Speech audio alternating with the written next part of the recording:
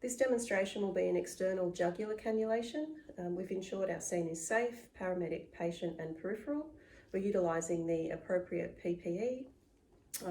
If the patient had the competency and capacity to give consent and was conscious, then we would obviously explain the procedure and gain consent. Going to ensure that the patient's in a position of comfort and that we have adequate lighting for the procedure. We ensure that we've got all our equipment set up and we've selected the appropriate size cannula depending on the volume of fluids that we wish to administer.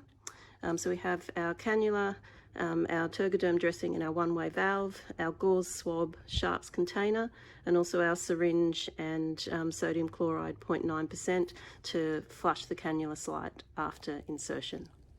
So preferably the patient will be laying supine, ideally with their head down, so that the vein is distended, and also to prevent an air embolism from occurring.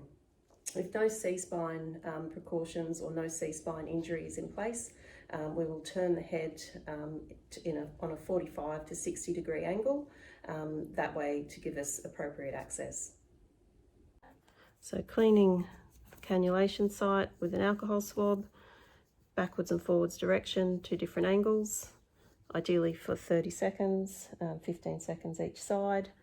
Stabilising the vein with our thumb on the clavicle, and midway between the jaw and the clavicle is where we wish to insert our cannula. So with the bevel facing upwards and at a 30 degree angle, we want to insert the cannula, and when we perceive flashback we lower that down and insert.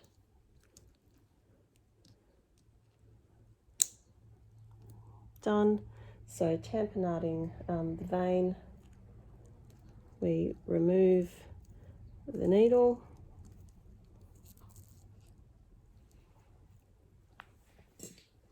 we insert our one-way valve,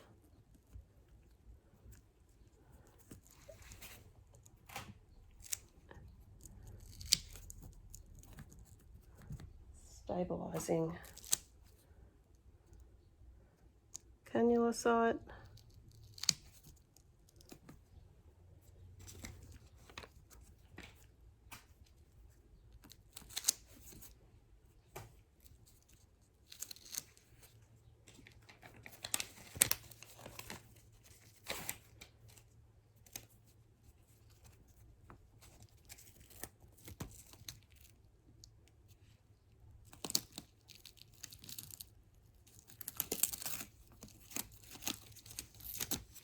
And we would note the time of insertion and the date, and we would have that label on there.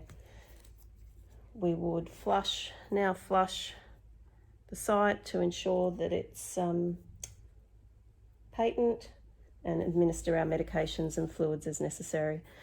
We'd obviously frequently monitor the insertion site for any extravasation that may occur. Thank you.